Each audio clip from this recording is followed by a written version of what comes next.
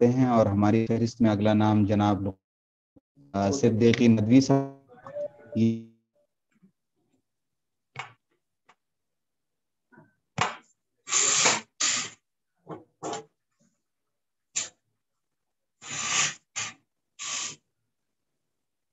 السلام علیکم. آواز آ رہی ہے میری؟ جی آ رہی آ رہی آواز. السلام علیکم ورحمۃ اللہ وبرکاتہ. عادل صاحب میری آواز آ رہی؟ جی آ رہی ہے. اچھا ٹھیک. الحمد للہ رب العالمین والصلاة والسلام علی رسول الامین محمد وعلی آلہ واصحابہ اجمعین. آج کی اس کانفرنس میں، اس رونق بزم میں مجھے چند کلمات عرض کرنے ہیں. دین کا سیاست سے ربط یا تعلیم کا سیاست سے ربط. تعلیم تو دراصل وہی ہے جو بندے کو خدا سے ملا دے.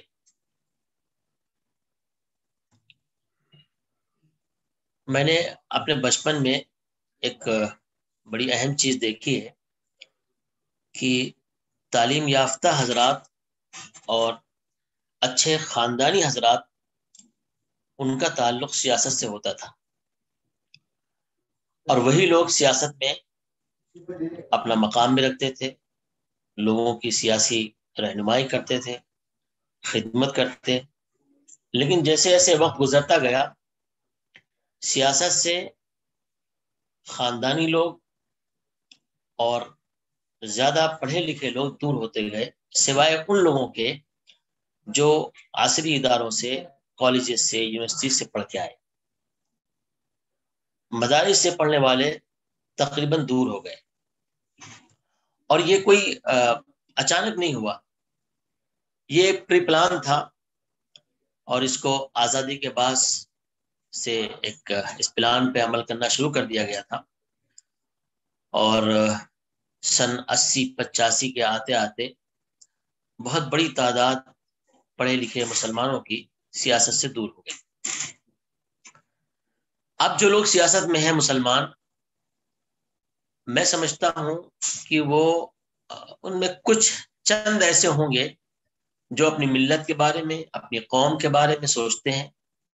باقی سارے کے سارے لوگ اپنی ذات کے بارے میں، اپنے گھر خاندان کے بارے میں اور اپنی پارٹی کے بارے میں سوچتے ہیں، اسی کو وفادار رہتے ہیں. یہ اس لیے ہوا کہ ہم اہل مدارس نے، دیکھیے میں چونکہ مدرسے سے پڑھا ہوا ہوں اس لیے میں مدارس کی بات زیادہ کروں گا. ہم اہل مدارس نے سیاست کو وہ مقام نہیں دیا جو ہمیں دینا چاہیے. ہم یہ بہت دھڑلے سے کہتے ہیں کہ مدارس میں دین دنیا دونوں کی تعلیم ہوتی ہے اور ہر چیز پہ ہمارا حق ہے. سیاست پہ ہمارا حق ہے، سماجیات پہ ہمارا حق ہے، معاشیات پہ ہمارا حق ہے. ہم استحقاق کا دعویٰ تو کرتے ہیں، لیکن اسے حاصل کرنے کے لیے نہ ہمارے پاس کوئی تیاری ہے، نہ ہمارے پاس کوئی پلان ہے. اگر کہیں کوئی کوشش ہوتی ہے تو بہت محدود طریقے پہ ہوتی ہے، محدود پیمانے پہ ہوتی ہے، اور وہ بھی ایسی ہوتی ہے کہ یوں سمجھ لیجئے کہ اس سے کوئی ہدف نہیں ہوتا، کوئی خاص بڑا ہدف نہیں ہوتا. وقتی طور پہ کوئی فائدہ تھوڑا بہت حاصل ہو جائے، اسی پہ اکتفا لوگ کر لیتے ہیں. مدارس کے اندر ایسے قابل، ایسے باصلاحیت طلبا میں نے خود دیکھے ہیں، اور میں سمجھتا ہوں کہ میں ان کے ساتھ رہا ہوں، کہ جن طلبا کو ضائع کر دیا گیا. صرف اس لیے ضائع کر دیا گیا، مدارس کے ارباب اختیار نے شاید ان کو یہ سمجھا کہ یہ مدارس کے لیے خطرہ ہے، ان کے نظم و نسق کے لیے خطرہ ہے، جبکہ ایسا بالکل ہی نہیں. مدرسے پڑھنے والا طالب علم بااختیار بھی ہوتا ہے، باصلاحیت بھی ہوتا ہے، وہ چاہے تو بہت کچھ کر سکتا ہے، لیکن کچھ حدود اور قیود کے اندر وہ رہتا ہے. ذمہ داروں کو یہ چاہیے کہ ان کو ان کی صلاحیتوں کو نکھاریں، ان کی صلاحیتوں کو پروان چڑھائیں. اگر ان کو ایسا لگتا ہے کہ یہ شخص قائدانہ صلاحیت کا مالک ہے، یہ 1000 2000 5000 طلبا کی یا 200 100 400 طلبا کی قیادت کر سکتا ہے، تو اس کی اس صلاحیت سے فائدہ اٹھانا چاہیے. جہاں تک نصاب کی بات ہے، سوشل کی پولیٹیکل سائنس کی بات ہے، پولیٹیکل سائنس مدارس اپنے نصاب میں شامل کریں نہیں کریں یہ ان کا معاملہ ہے، لیکن یہ بات تو ضرور کہی جانی چاہیے، اور میں خود کہوں گا کہ مدارس میں دیکھیے تخصصات ہوتے ہیں، شعبہ عربی کا تخصص ہے، شعبہ انگریزی کا تخصص ہے. اسی طرح کیا یہ نہیں ہو سکتا اس طرح میڈیا کو بھی رکھا گیا کہ ایک سماجی اس کو پولیٹیکل سائنس کو بھی اس میں شامل کر لیا جائے، سیاسیات کو اس میں شامل کر لیا جائے. معاصر اداروں سے جو طلبا پڑھ کے آتے ہیں وہ طلبا بالکل تیار ہوتے ہیں، ان کے اندر وہ تمام صلاحیتیں موجود ہوتی ہیں جو ہمارے اندر نہیں ہوتی. ہم جب باہر نکلتے ہیں تو ہمارے سامنے بالکل اندھیرا ہوتا ہے، گھٹا ٹوپ اندھیرا، ایسا لگتا ہے کہ لکھوں تک صحرا میں آ گئے ہیں اور بالکل اندھیرا ہے، یہاں کچھ نظر نہیں آ رہا. یہ اس لیے ہوتا ہے کہ ہمیں ہماری تیاری نہیں کرائی گئی، اور ہم نے خود بھی تیاری نہیں کی. یہ ضروری نہیں کہ سارا کام اساتذہ کریں، ہمیں خود بھی تیاری کرنا چاہیے. ہم خود بھی تیاری نہیں کرتے. لیکن جو طلبا معاصر اداروں سے آتے ہیں، یونیورسٹیز سے آتے ہیں، آپ دیکھ لیے AMU کو دیکھ لیے، JNU کو دیکھ لیے، جامعہ ملیہ دیکھ لیجیے، DU ہے، لکھنؤ یونیورسٹی ہے، تمام اداروں سے جو لوگ آ رہے ہیں، جو طلبا آتے ہیں، ان میں اکثر ایسے طلبا ہوتے ہیں جن کے اندر قائدانہ صلاحیتیں ہوتی ہیں. وہ کہیں نہ کہیں اس کو بروئے کار لاتے ہیں. یہ ضروری نہیں کہ سارے کے سارے لوگ قائد بن جائیں، لیکن ان کے اندر صلاحیتیں ہوتی ہیں، اس لیے کہ ان کو وہاں تیار کیا جاتا ہے، ان کو نکھارا جاتا ہے، ان کے نصاب میں وہ چیزیں شامل ہیں، ان کو پریکٹیکلی وہ چیزیں کر کے بتائی جاتی سکھائی جاتی ہیں. یہ ہمارے یہاں اداروں میں نہیں ہوتا، ہمارے مدارس میں نہیں ہوتا ہے. میں یہ گزارش کروں گا آج اس کے کانفرنس کے ذریعے سے اہل مدارس سے کہ اپنے وہ طلبا کو جن کے اندر آپ کو یہ محسوس ہو کہ یہ قائدانہ صلاحیت کا مالک ہے، آپ اس کی صلاحیتوں کو نکھاریں، اس کو توڑیں نہ، اس کو دبائیں نہ، اس کو کچلے نہیں، بلکہ اس کو نکھاریں، اس کو پروان چڑھائیں. یہ امت کے کام آئے گا، ملت کے کام آئے گا. آپ یہ سوچ کے اس کو نکھاریں کہ کل کے باہر نکلے گا تو ہماری قوم کو، اس مسلمانوں کے جو بگڑے ہوئے حالات ہیں ان کو بنانے میں کہیں نہ کہیں یہ معاون اور مددگار ثابت ہوگا. ہم یہ کہتے ہیں بار بار کہ ہم انبیاء کے وارث ہیں، علماء انبیاء کے وارث ہیں، لیکن انبیاء کے وارث کہاں ہیں؟ مدرسوں میں صرف ہیں. سیاست علماء کو خوب آتی ہے، مدارس کے فارغین کو سیاست خوب آتی ہے، لیکن کہاں آتی؟ اپنوں میں. ایک محدود دائرہ ان کا ہے. مدارس پہ قبضہ کرنے میں سیاست ان کو آتی ہے، خانقاہوں پہ قبضہ کرنے میں سیاست ان کو آتی ہے، ان کو سوسائٹیوں میں قبضہ کرنے میں ان کو سیاست آتی ہے. یہاں قبضہ کرنے میں خوب سیاست آئے گی، خوب سیاست کریں گے، لیکن جہاں ان کو سیاست کرنی چاہیے وہاں پیچھے ہٹ جاتے ہیں. آپ علماء کرام، ہم علماء کرام جب اس راہ سے دور رہیں گے، یہ میدان کو خالی چھوڑ دیں گے، تو یقین جانیے اس یہاں پر جس طرح کے خراب لوگ آ کر بیٹھے ہوئے ہیں، اس سے بھی خراب لوگ. ابھی تو بہت برا وقت نہیں آیا، ابھی اور آ سکتا ہے اگر علماء سیاست میں نہ آئے. میں یہ نہیں کہتا کہ سارے کے سارے علماء سیاست میں آ جائیں، لیکن آپ یہ دیکھو قرآن پاک نے جیسے یہ فرمایا کہ فلولا نفر من كل فرقة منهم طائفة ليتفقهوا في الدين ولينذروا قومهم اذا رجعوا اليهم لعلهم يحذرون. مدارس کے لوگ یہی تو کہتے ہیں کہ مدارس اسی لیے بنائے گئے ہیں تاکہ وہ تفقہ فی الدین ہو اور قوم کی رہنمائی کر سکے. لہذا کیا ایسا نہیں ہونا چاہیے کہ مدارس کے کچھ طلبا یہ بھی اس طرح بھی تیار کیے جائیں جس طرح دعوت کے لیے تیار کیے جا رہے ہیں، میڈیا کے لیے تیار کیے جا رہے ہیں، اسی طرح کچھ سیاست کے لیے تیار کیے جائیں؟ کیا یہ ممکن نہیں ہے؟ ممکن ہے، صرف کوشش کرنی ہے، تھوڑی سی کوشش کرنی ہے. طلبا خود بخود بہت کچھ کر لیتے ہیں، بس ان کو پش کرنا ہے، مہمیز تھوڑی سی لگانی ہے.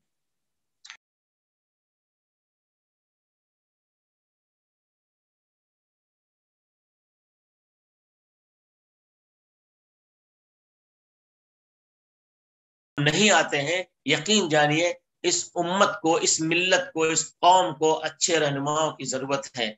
میں زمین پر اترتا ہوں، جب میں جاتا ہوں گراؤنڈ پہ کام کرنے کے لیے، لوگوں کو دیکھتا ہوں، غریب کی جھوپڑی میں کوئی نہیں جاتا.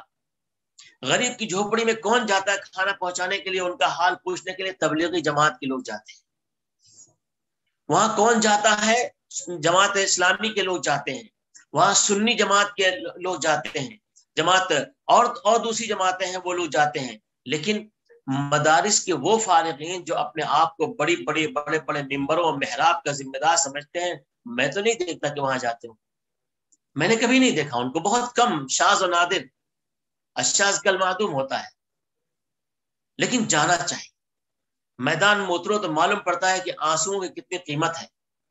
ممبر پہ بیٹھ کے جو باتیں کہی جا رہی ہیں وہ ان میں سے پتہ نہیں کتنی سی جھوٹ بولی جا رہی ہے۔ ممبر پہ بیٹھ کے مولوی خدا کو بیچ دیتا ہے، لیکن جب وہ میدان میں اترتا ہے وہ زیرو ہوتا ہے، زیرو پلس زیرو۔ یہ میں دکھ بیان کر رہا ہوں، درد بیان کر رہا ہوں میں، آج مجھے سیاست پہ بات کرنے کے لیے کہا گیا، اس لیے میں بات کر رہا ہوں میں۔ آپ علماء کرام سمجھیں، مدارس سے فارغین یہ سمجھیں کہ جس طرح معاصر اداروں سے، یونیورسٹیز سے، کالجز سے جو طلبہ آ رہے ہیں اور ملک کی اور قوم کی قیادت کر رہے ہیں، آپ کی بھی ذمہ داری بنتی ہے، آپ بھی اٹھیں، لیکن اس کے لیے محنت کرنی ہوگی آپ کو۔ اور یہ نہ سوچئے کہ آپ کو آتے ہی میدان آپ کے ہاتھ لگ جائے گا، نہیں ہوگا۔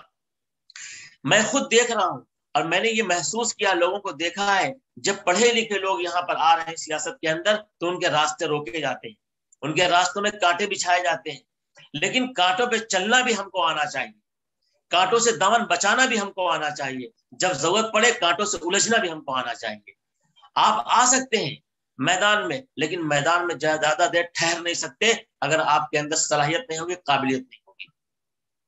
کسی نے کہا ہے نا کہ بلندیوں پر پہنچنا کمال نہیں، بلندیوں پر ٹھہرنا کمال ہوتا ہے۔ سیاست میں آنا کمال نہیں ہے، سیاست میں ٹھہرنا کمال ہے، اور اس ٹھہراؤ کے ساتھ ساتھ اچھی نیت لے کر کے آنا، یہ کہ ہماری ضرورت ہے، ہم آئیں گے اس سے کمائیں گے اور پیسہ لے لیں، نہیں۔ آپ اس کو شوق بنائیے، اس کو شوق ڈال لیجیے، یہ ہمارا شوق ہے، اس شوق کو ہم پورا کریں گے، اور شوق اس طرح پورا کریں گے جس طرح ہم اپنے کھانے پینے کے بہت سارے شوق ہوتے ہیں ان کو پورا کرنے کے جدوجہد کرتے ہیں، محنت کرتے ہیں، یہ ایک ہمارا شوق ہوگا اور خدمت کا شوق ہوگا۔